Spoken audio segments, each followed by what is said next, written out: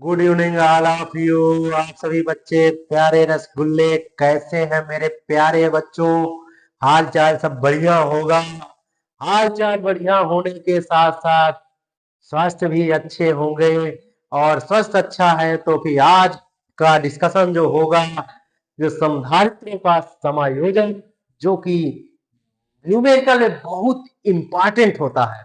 तो बच्चों, आज आपको संधारित्व का समायोजन बताने जा रहे हैं कि संधारित्व का समायोजन क्या होता है। दो या दो से अधिक संधारित्वों का आपस में जोड़ना संधारित्वों का समायोजन कहलाता है। क्या कहलाता है?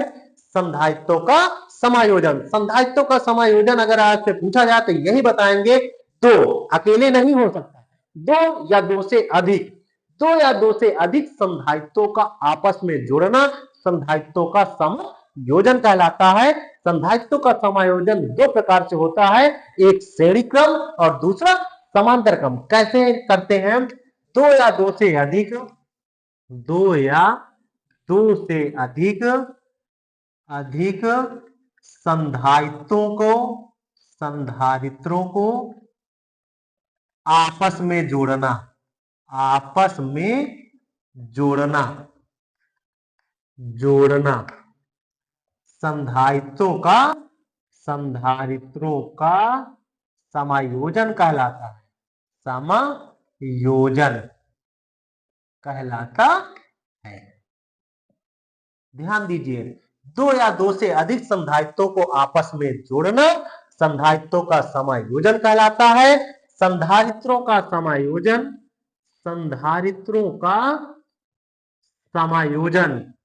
समायोजन दो प्रकार से होता है।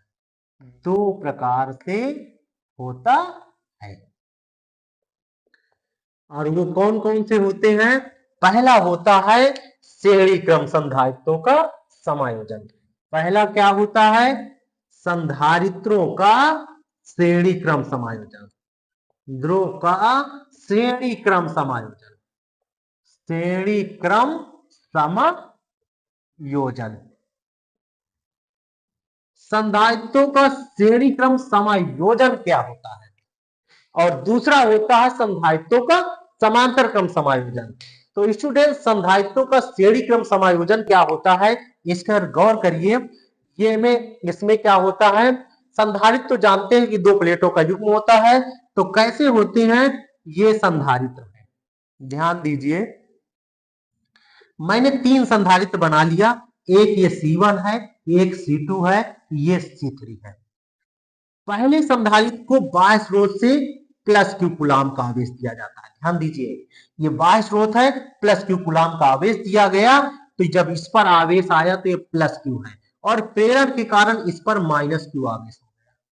और इस पहले संधारित्र की जो दूसरी प्लेट है उसको दूसरे संधारित्र के पहले प्लेट से जोड़ दिया, और ये जो दूसरा संधारित्र की दूसरी प्लेट है तीसरे संधारित्र की पहली प्लेट से जोड़ दिया। अब ये जो ऐसे ही जोड़ते चले जाते हैं, अगर ये अंतिम संधारित्र है, अंतिम प्लेट को पृथ्वी से जोड़ देते हैं। किससे जोड़ देते हैं? पृथ्वी से। ये पृथ्वी है, भू संपर्कित है। तो ये बाह्य स्रोत से जब प्लस क्यू कूलाम का आवेश देते हैं तो ये इस पर एक प्लेट पर धनावेश हो जाता है, लेकिन प्रेरण कारण उतना ही दूसरी प्लेट पर आवेश आ जाता है, और इतना ही ये फिर बाहर क्या हो जाता है, फिर धनावेश हो जाता है, ये जाता है और फिर इस पर प्लस क्यू हो जाता है जाकर। ध्यान दीजिए, और इसी प्रकार फिर इस पर ऋणावेश हो जाता है प्रेरण के कारण। इसी प्रकार फिर इस पर प्लस क्यू हो जाता है, इस पर माइनस क्यू हो जाता है, ये होता है। और प्रत्येक संधारित्र पर इनके सिरों के बीच विभवांतर अलग अलग होता है। ये V1 हो गया, और इस पर ये V2 हो गया, और इस पर क्या हो गया? V3। और फिर बाहर ये प्लस क्यू आवेश पृथ्वी पर क्या हो जाता है? समाहित हो जाता है। तो ये संधारित्र के श्रेणी क्रम समायोजन का चित्र होता है। इसके अनुसार परिभाषा क्या देते हैं? इसी के अनुसार परिभाषा लिखते हैं। क्या लिखते हैं? संधारित्रों का श्रेणी क्रम समायोजन एक ऐसा समायोजन है जिसमें पहले संधारित्र की पहली प्लेट बाह्य स्रोत प्लस क्यू कूलाम आवेश, ठीक, तथा अंतिम संधारित्र की अंतिम प्लेट पृथ्वी से भू संपर्कित होती है। और देखो, पहले संधारित्र की जो दूसरी प्लेट दूसरे संधारित्र की पहली प्लेट से, दूसरे संधारित्र की दूसरी प्लेट तीसरे संधारित्र की पहली प्लेट से, तीसरे संधारित्र की दूसरी प्लेट चौथे संधारित्र की पहली प्लेट से, इसी प्रकार प्रक्रिया चलती रहती है। ठीक, तो कुल मिलाकर परिभाषा यही देते हैं कि संधारित्रों का श्रेणी क्रम समायोजन एक संधारित्रों का श्रेणी क्रम समायोजन एक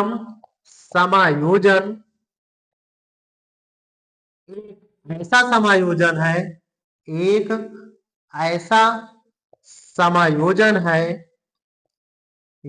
है जिसमें पहले संधारित्र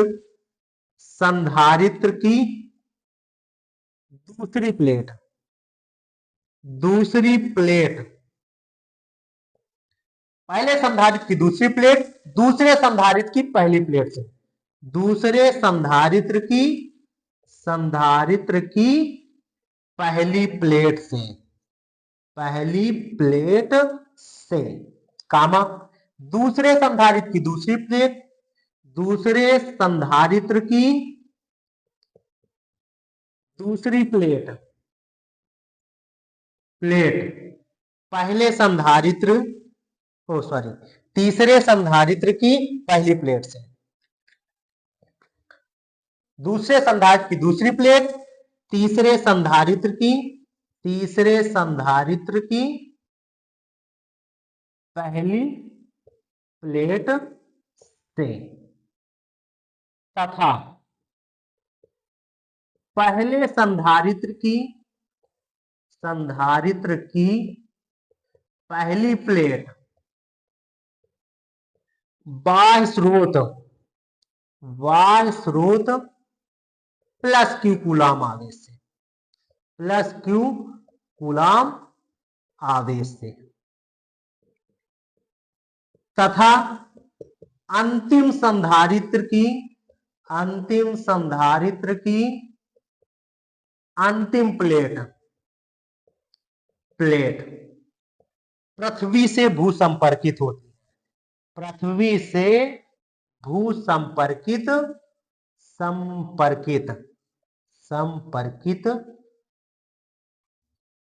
होती है।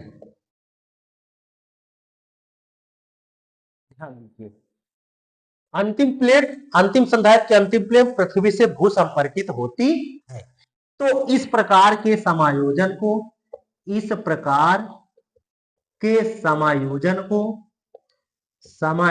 को संधारित्रों का श्रेणी क्रम समायोजन कहते हैं।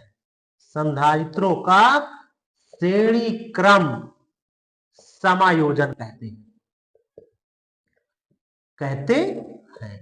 मेन परिभाषा ये हो गई। तो आज स्टूडेंट क्या बताएंगे? संधारित्रों का श्रेणी क्रम समायोजन एक ऐसा समायोजन है जिसमें पहले संधारित्र की दूसरी प्लेट दूसरे संधारित्र की पहली प्लेट से, दूसरे संधारित्र की दूसरी प्लेट तीसरे संधारित्र की पहली प्लेट से, तीसरे संधारित्र की दूसरी प्लेट चौथे संधारित्र की पहली प्लेट से, इस प्रकार प्रक्रिया चलती रहती है।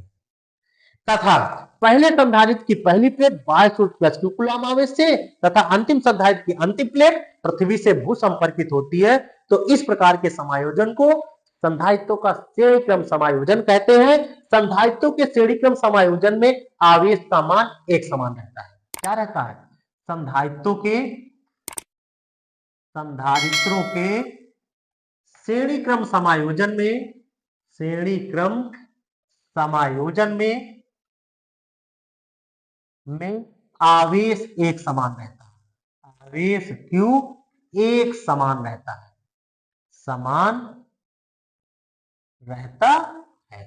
कहने का मतलब है प्रत्येक संधारित्र पर आवेश का मान समान रहता है, जबकि विभवांतर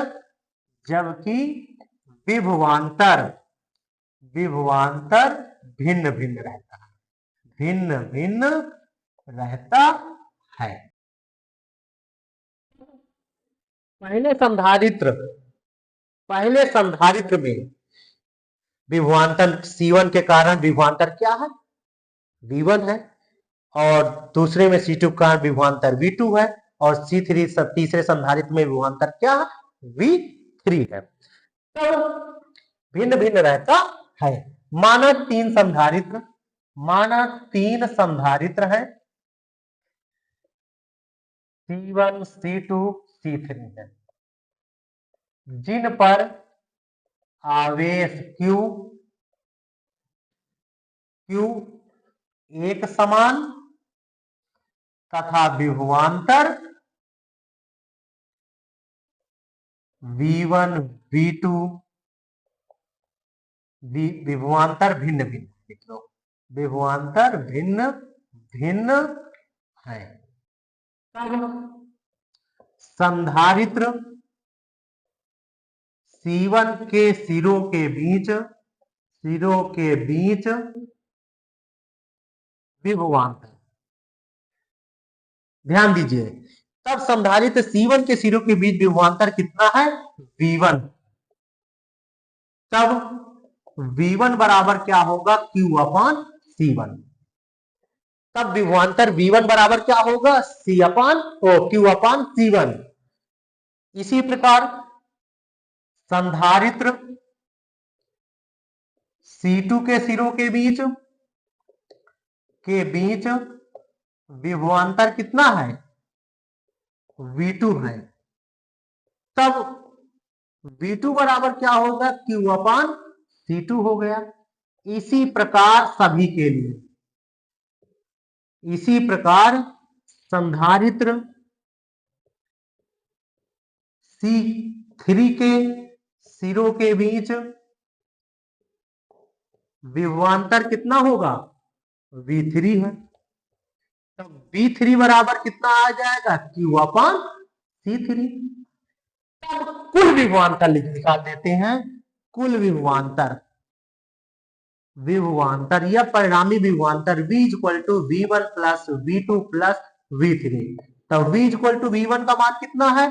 Q अपान C1, V2 का मान Q अपान C2, एक Q अपान C3।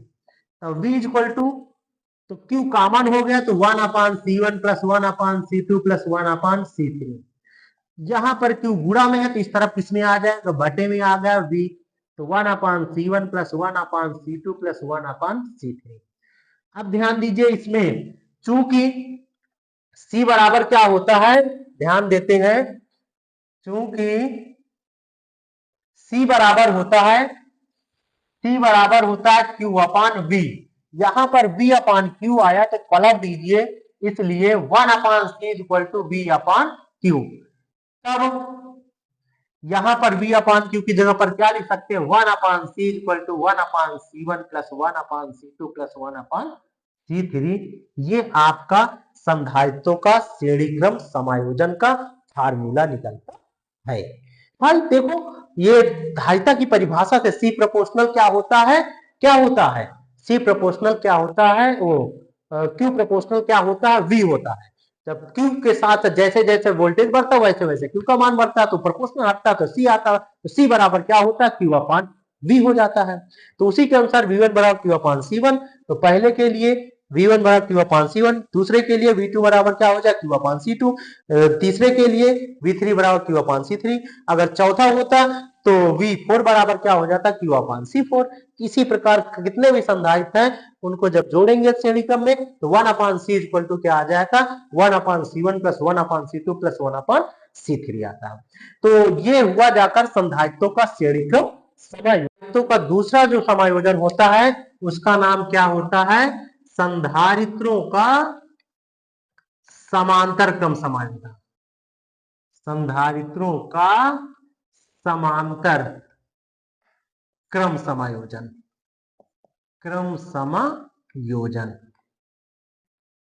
संधारित्रों का समांतर क्रम समायोजन क्या होता है?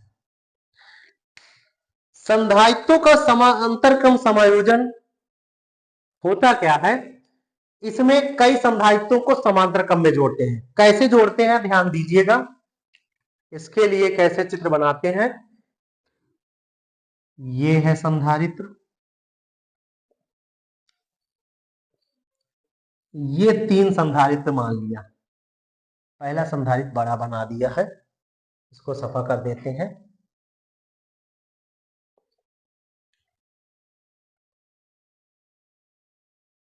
मान लिया कि ये पहला संधारित्र C1 है, दूसरा C2 है, ये तीसरा C3। ये सभी संधारित्रों को जोड़ देते हैं।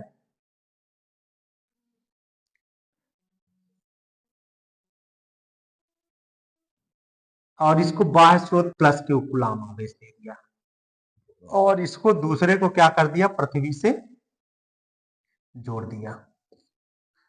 अब जब बाह्य स्रोत से प्लस Q कूलाम का आवेश दिया गया तो यहां पर आवेश तीन भागों में बढ़ जाता है।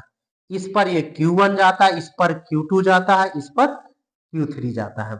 ये जाता है तो प्लस Q1 हो जाता है, तो Q1 हो जाता है, और यहां पर प्लस Q2 हो जाता है, और इस पर प्लस Q3 हो जाता है, और प्रेरण के कारण यहां पर माइनस Q3 हो जाता है, और इस पर माइनस Q2 हो जाता है, और इस पर माइनस Q1 हो जाता है, और फिर वैसे ही इधर चले जाते हैं और पृथ्वी पर यहां पर समाहित हो जाता है। और इनके सिरों के बीच विभवांतर V क्या होता है, एक समान होता है। ये फिगर मैंने बना दिया। अब यहां पर ध्यान देते हैं कि अगर आपसे पूछा जाए कि संधारित्रों का समांतर क्रम समायोजन क्या होता है, तो संधारित्रों का समांतर क्रम समायोजन एक ऐसा समायोजन होता है जिसमें सभी संधारित्रों का पहला सिरा, ध्यान दीजिएगा, सभी संधारित्रों का पहली प्लेट, सभी संधारित्रों की पहली प्लेट बाह्य स्रोत प्लस Q कूलाम आवेश से, मतलब कि एक बिंदु से, जबकि सभी संधारित्रों की दूसरी प्लेट दूसरे बिंदु से जुड़ी होती है। ये बिंदु का नाम दे दिया A और इस दूसरे बिंदु का नाम दिया गया B। कहने का मतलब है संधारित्रों का समांतर क्रम समायोजन एक ऐसा समायोजन है जिसमें सभी संधारित्रों के पहली प्लेट एक बिंदु अर्थात A जो कि बाह्य स्रोत प्लस Q कूलाम आवेश है, तथा सभी संधारित्रों की दूसरी प्लेट दूसरे बिंदु B अर्थात जो कि पृथ्वी से भू संपर्कित होती है, इनसे जुड़े हुए होते हैं। तो इस प्रकार के समायोजन को संधारित्रों का समांतर क्रम समायोजन कहते हैं। लिखते हैं संधारित्रों का समांतर क्रम समायोजन, समांतर क्रम समायोजन एक ऐसा समायोजन है, एक ऐसा समायोजन है, योजन है जिसमें सभी संधारित्रों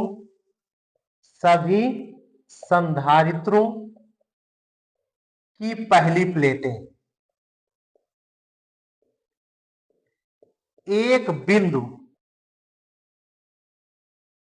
A अर्थात बाह्य स्रोत प्लस Q कूलाम आवेश से, सभी संधारित्रों की पहली प्लेटें एक बिंदु A से अर्थात बाह्य स्रोत प्लस Q कूलाम आवेश से, तथा सभी संधारित्रों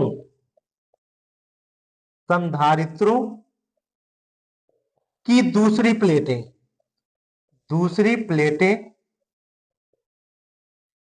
सभी संधारित्रों की दूसरी प्लेटें दूसरे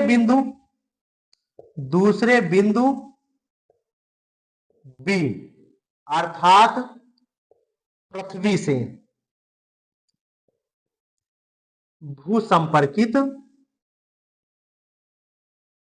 होती है। तो इस प्रकार के समायोजन को संधारित्रों का समांतर क्रम समायोजन कहते हैं, क्रम समायोजन कहते हैं। अगर आपसे पूछा जाए कि संधारित्रों का समांतर क्रम समायोजन क्या है, जिसमें सभी संधारित्रों के पहली प्लेट एक बिंदु अर्थात बाह्य स्रोत प्लस Q कूलाम आवेश से, तथा सभी संधारित्र की दूसरी प्लेट दूसरे बिंदु बी अर्थात पृथ्वी से जुड़ी हुई होती है। तो इस प्रकार के समायोजन को क्या कहते हैं? संधारित्रों का समांतर क्रम समायोजन कहते हैं। संधारित्रों के समांतर क्रम समायोजन में विभवांतर एक समान होता है जबकि आवेश भिन्न भिन्न होता है। संधारित्रों के समांतर क्रम समायोजन में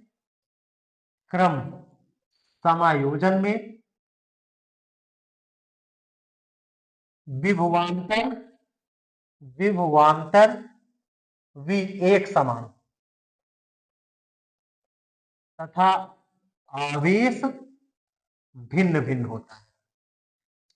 भिन्न भिन्न होता है।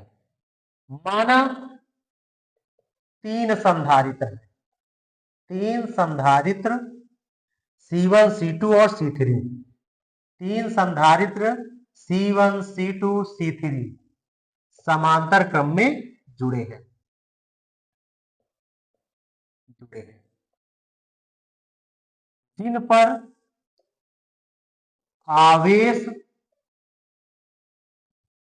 जिन पर विभवांतर एक समान, विभवांतर भी एक समान तथा आवेश भिन्न भिन्न है। तब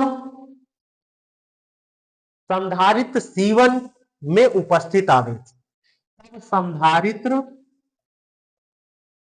C1 में आवेश Q1 बराबर क्या होगा? C1V। जब Q1 बराबर क्या होगा? C1V हो जाएगा। इसी प्रकार संधारित्र C2 में उपस्थित आवेश Q2 बराबर क्या हो जाएगा? ये C2V। इसी प्रकार सभी के लिए संधारित्र C3 में उपस्थित आवेश Q3 बराबर क्या हो जाएगा? C3V हो जाएगा। अगर C4 में तो Q4 बराबर कितना आ जाएगा? C4V आ जाएगा। तो कुल आवेश निकाल लेते हैं। तब कुल आवेश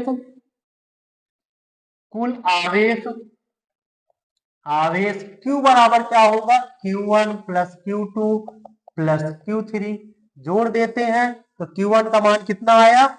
C1V और C2V प्लस C3V। तब Q इक्वल टू, इसमें V कॉमन हो गया तो C1 plus C2 plus C3 आ गया। तो ये V यहां पर गुणा में है तो बटे में आ गया। Q upon V equal to C1 plus C2 plus C3 आ गया। क्योंकि C बराबर क्या होता है? Q upon V। तो ये इसकी जगह पर क्या लिख सकते हैं? C। तो C equal to C1 plus C2 plus C3, अर्थात यही परिणामी धारिता निकल आई। कहने का मतलब है संधारित्रों के समांतर क्रम समायोजन से तुल्य धारिता अगर समांतर क्रम के लिए निकाला जाए तो C equal to C1 plus C2 plus C3, और श्रेणी क्रम में 1 upon C equal to C1 1 upon C1 plus 1 upon C2 plus 1 upon C3। तो ये आपका हुआ संधारित्रों का समांतर क्रम समायोजन। उम्मीदें हैं कि आप सभी को समझ में आ गया होगा। अगर समझ में आ गया हो तो नोट कर लेते हैं, और नोट करने के साथ साथ वीडियो को लाइक एंड सब्सक्राइब करिए चैनल को, और दोस्तों के पास भी शेयर करिए कि दोस्त भी नहीं छूटने पाए। और आज का डिस्कशन यहीं से समाप्त करते हैं। Thanks for watching this video.